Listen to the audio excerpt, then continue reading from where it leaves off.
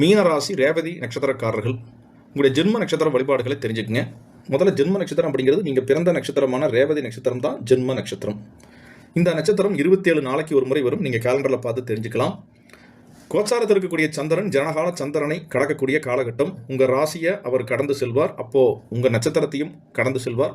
இந்த பயணிக்கக்கூடிய காலகட்டத்தை தான் நம்ம ஜென்ம நட்சத்திரமாக எடுத்து அந்த நாளில் வழிபாடுகளை கோவில் வழிபாடுகளை செய்கிறோம். அப்படி பார்க்கும்போது ரேவதி நட்சத்திரம் நீங்கள் இந்த நட்சத்திரம் வரக்கூடிய நாள் அன்று, அதாவது ஜென்ம நட்சத்திரம் வரக்கூடிய இந்த நாள் அன்று சக்கரத்தாழ்வார் வழிபாடுகள், சக்கரத்தாழ்வார் அப்படிங்கிறது சுதர்சனர் வழிபாடுகளை பெருமாள் கோயிலில் நீங்கள் போனீங்கன்னா இருப்பா. அப்படி இந்த சுதர்சன வழிபாடு தமிழில் அதை நம்ம சக்கரத்தாழ்வார்னு சொல்கிறோம். இந்த வழிபாடுகளை நீங்கள் மேற்கொள்வது மிக மிக நன்மை.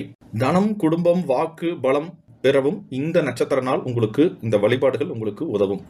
அது மட்டும் இல்லாமல் வீடு, வாகன, சொத்துக்கள் வாங்குவதற்கும் பலிதமாவதற்கும் இதில் இருக்கக்கூடிய பிரச்சனைகள் தீர்வதற்கும் இந்த நட்சத்திரம் வரக்கூடிய நாள், ரேவதி நட்சத்திரம் வரக்கூடிய நாள் அன்று நீங்கள் சுதர்சன வழிபாடுகள் மேற்கொள்ளும் போது வாகன விஷயங்களாக இருக்கட்டும் திரும்பவும் வாங்குற யோகம் வரும்.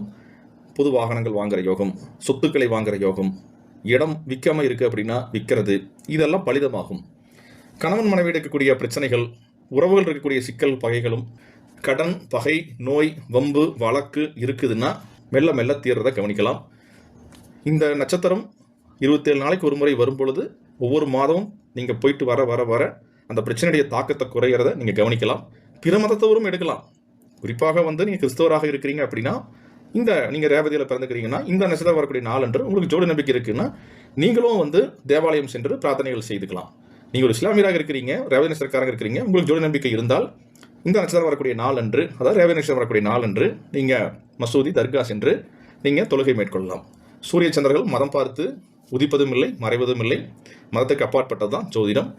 ஏற்கனவே நீங்கள் மற்ற நண்பர்கள் எல்லாருமே இந்த ஜென்ம நட்சத்திர வழிபாடுகள்லாம் செஞ்சுக்கிட்டு வர்றீங்கன்னா அதோடைய பலன்களை, என்ன மாதிரியான பலன்கள் நீங்கள் எடுத்துக்கிறீங்க அப்படிங்கிறத மெசேஜ் பண்ணுங்கள், கமெண்ட்ஸ் பண்ணுங்கள்.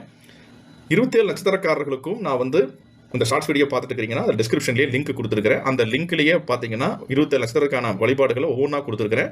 அதை பார்த்து நீங்கள் அந்த பிளேலிஸ்ட்டில் போனீங்கன்னா லிங்க் வரும். அதை பார்த்து நீங்கள் தெரிஞ்சுக்குங்க. மாதம் அதாவது 27 நாளைக்கு ஒரு முறை வரக்கூடிய இந்த நாளை தவற விடாமல் போயிட்டு வாங்க. நல்ல பலன்களை அடைஞ்சு உன்னத யோகத்தை வாங்குவீங்க. நன்றி. நமசிவாயம்.